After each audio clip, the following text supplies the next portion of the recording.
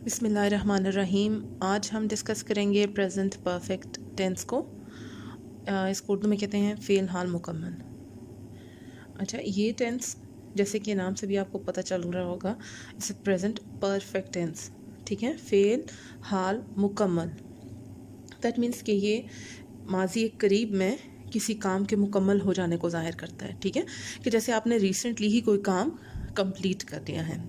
सबसे पहले हम इसके रूल्स देख लेते हैं। ठीक है, जैसे कि पहला रूल है हमारे पास, उर्दू फ़िक्रे के आखिर में चुका है, चुके हैं, चुकी है या लिया है, ली है वगैरह आते हैं। ठीक है, जैसे मैंने खाना खा लिया है, ठीक है, या फिर मैं खाना खा चुकी हूँ।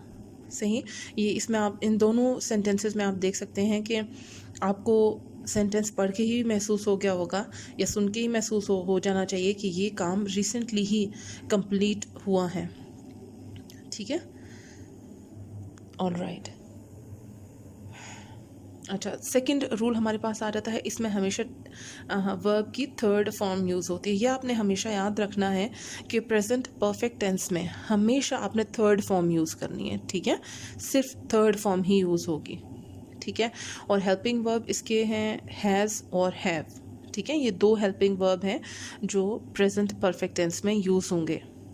इनको हम ज़रा रिपीट कर लेते हैं कि थर्ड फॉर्म कौन सी हमारे पास वर्ब की, थर्ड, और हेल्पिंग वर्ब कौन से हैं, हैज़ और हैव। वैसे ये एक सिंपल सा टेंस है, इसमें इतनी ज़्यादा कॉम्प्लिकेशंस नहीं है, लेकिन बहरहाल आपको बहुत अच्छी तरह से इसको प्रैक्टिस करने की ज़रूरत है। ओके जी, नेक्स्ट रूल हमारे पास क्या आता है कि ऊपर वाले जैसे रूल में हमने देखा कि हेल्पिंग वर्ब क्या है, हैज़ और हैव, तो उससे नेक्स्ट हमारे पास आ रहा है कि ही, शी, इट या सिंगुलर नेम हो तो हैज़ का इस्तेमाल होगा। ठीक है, यानी अगर हमारे पास सब्जेक्ट है, वो ही हो, शी हो, इट हो, या सिंगुलर नेम यानी कोई एक वाहिद नाम हो, तो उस सूरत में हमने क्या यूज़ करना है, हेल्पिंग वर्ब हैज़।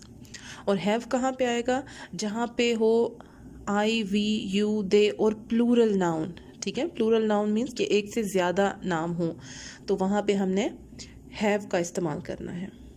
ओके, ये तो हमारे पास एक सिंपल टेंस बनाने का फॉर्मूला आ गया। प्रेजेंट परफेक्ट टेंस जब सिंपल होगा तो हमारे पास इसकी फॉर्मूला आ चुका है कि इसके उर्दू जो फ़िक्रात होंगे उनके आखिर में चुका है, चुकी है, चुके हैं या लिया है, ली है वगैरह आता है, और थर्ड फॉर्म यूज़ होती है, और हेल्पिंग वर्ब हैज़ या हैव यूज़ होते हैं। ठीक है, सिंपल टेंस के लिए।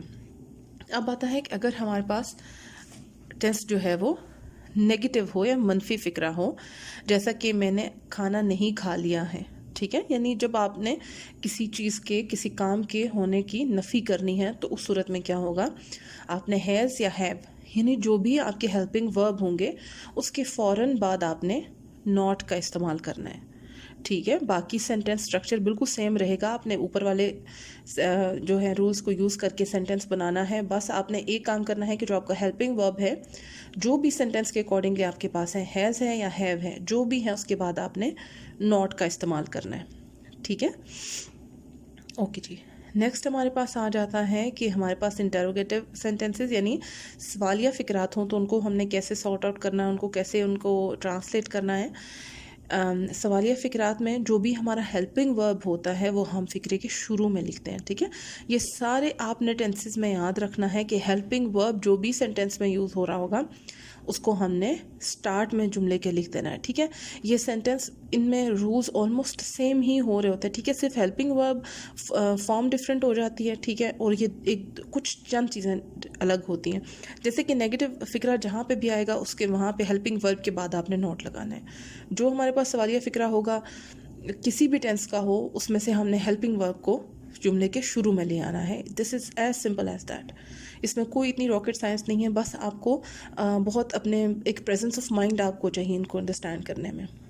ऑल राइट, और हमारे पास लास्ट रूल क्या आ रहा है, सवालिया जो अल्फाज हैं जैसा कि व्हेन, वाई, व्हाट, हाउ, इस तरह का कोई भी सवालिया लफ्ज़ होगा तो उसको हमेशा हम जुमले के शुरू में लिखेंगे और बाकी सारा सेंटेंस हम एज इट इज़ लिख देंगे। ठीक है, हमने क्या करना है, सवालिया फ़िक्रात में सबसे पहले हमने, अगर सिंपल हमारे पास सवालिया फ़िक्रा होगा तो हमने हेल्पिंग वर्ब को जुमले के शुरू में लेके आना है। All right.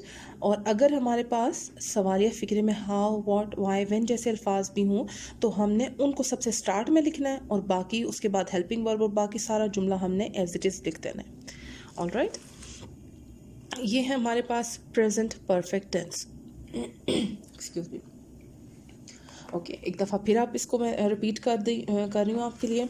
अच्छा, इसमें क्या है, उर्दू फ़िक्रे के आखिर में चुका है, चुके हैं, चुकी है या लिया है, ली है वगैरह आता है, यानी माजी करीब में किसी भी काम के ख़त मतलब मुकम्मल हो जाने को ये टेंस ज़ाहिर करता है। हेल्पिंग वर्ब है हमारे पास हैज़ और हैव, और वर्ब की हमेशा थर्ड फॉर्म यूज़ होगी, ठीक है। और आई, वी, यू, दे और प्लूरल नाउन के साथ हैव यूज़ करना है। ही, शी, इट और सिंगुलर नाउन के साथ हमने हैज़ का इस्तेमाल करना है।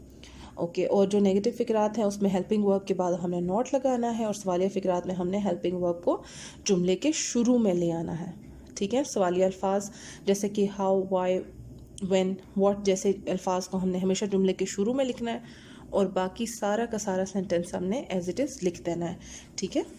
अच्छा, अभी हाँ आप आगे देखें, ये अभी जो मैंने नेक्स्ट आपके पास स्लाइड आ रही होगी, इसमें ऑलमोस्ट 45 सेंटेंसेस हैं, ठीक है। इसमें जो एक वर्ब यूज़ हो रहा है वो बहुत सिंपल सा है, यानी खेलना, प्ले, ठीक है। तो उसमें उसकी थर्ड फॉर्म क्या है, प्ले, प्लेड, प्लेड, ठीक है। आपने थर्ड फॉर्म प्लेड यूज़ करनी है, ठीक है। बाकी सारा सेंटेंस स्ट्रक्चर आपको इन्हीं रूल्स के मुताबिक करना होगा। अगर आपको ने इन सेंटेंसेस को अच्छे से एक दो दफ़ा प्रैक्टिस कर लिया तो इस पर आपको मुकम्मल ग्रिप हो जाएगी, ठीक है। ये मैं सारे आपके सामने पहले मैंने उर्दू में लिखे हैं, आप इसको वीडियो को स्टॉप करें और ये सारे आप कॉपी कर लें। नेक्स्ट स्लाइड में आपके पास इन्हीं जो ये जुमले हैं इनकी इंग्लिश ट्रांसलेशन आ रही होगी, ठीक है। ये देखें, जैसे नेक्स्ट स्लाइड है तो इसमें आपको इन सब की इंग्लिश ट्रांसलेशन मिल जाएगी। आप पहले उर्दू में जो लिखे गए हैं उन सेंटेंस को आप खुद से इंग्लिश में लिखें, ठीक है, और फिर आप उनको कंपेयर कर सकते हैं कि आपने सही लिखा है या नहीं। ऑल राइट, तो ये था हमारा प्रेजेंट परफेक्ट टेंस, ये कंप्लीट हो चुका है। अब आप इसमें आप देख लें कि इसमें कोई इतनी कॉम्प्लिकेटेड चीज़ें नहीं हैं, लेकिन आपकी प्रैक्टिस बहरहाल ज़रूरी है। जैसे मैं बार बार कहती हूँ कि प्रैक्टिस के बगैर आप बिल्कुल भी टेंसेस को अच्छे से नहीं कर सकते। आई डू होप कि ये टेंस आपको बहुत अच्छी तरह से समझ आ गया होगा। इसमें अगर फिर भी किसी किस्म की कॉम्प्लिकेशन आपको फ़ील हो या कुछ समझ में ना आ रहा हो तो आप मुझे इनबॉक्स भी कर सकते हैं और मुझसे कॉमेंट्स में भी पूछ सकते हैं।